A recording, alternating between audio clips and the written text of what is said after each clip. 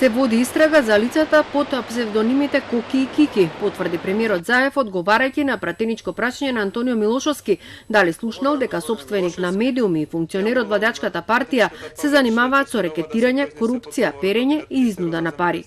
Дали, можеби, допрел до него глас дека постои таков собственик на медиум со псевдоним Коки, кој што има телевизија, се занимава со рекетирање, со изнуда на пари, корупција и перење на пари.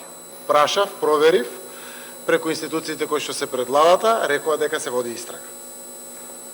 Истрагата ќе ги каже резултатите нормално, не сакам никого да обвинувам дали е тоа основано, дали не, но допрел глас и драго ми е што се води истрага на основа на допрен глас или на основа на пријава некоја конкретна, дај Боже да има докази за оваа работа, да се расветли заради тоа што и кај мене, претпоставувам и кај вас, е горко чувството ако знаете дека има таква работа. Милошовски побара дополнителен одговор од Заев, дали знае кој е Кики и која градоначалничка била рекетирана барајќи од неа бесплатна локација за градба и неплаќање комуналии во износ од 1 милион евра.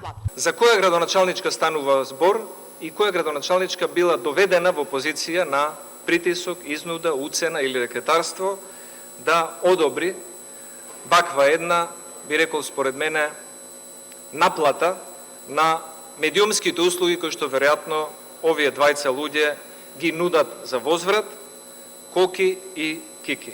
Се случило такво действие, имало барање, можеби е некои други луѓе, можеби не се тие такви фигури Коки, Кики или слично, но се барало локација за старечки дом, се барало урбанизација на одредена локација со соодветна пренамена, која што апсолутно не е возможно, и на мене и тоа да со генерален план.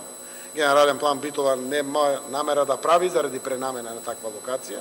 Надлежноста, не го кажувам најтранспарентно и немам дилеми во тој дел, надлежноста секако е на Советот и апсолутно тука завршуваат сите муабети. Но си има истрага, истрагата нека си ги утврди. Сум кажал за кој сака нека се однесува, законот мора да важи еднакво за сите, а ако има аргументации и докази, секој треба да се одговара. Заев нема информации дали е точно дека собственикот на медиум изнудил 200.000 евра од поранешен градоначалник на Скопска општина. Сите наводи веќе ги истражува обвинителството за организиран криминал. Истрагата е отворена по допрен глас по пишувањата на главниот уредник на Плюсинфо Бранко Геровски, кој во неколку колумни говореше за Коки и Кики, кои се измислени имиња за вистински ликови, кои вршеле рекети и уцени во соработка со локални моќници и обвинители.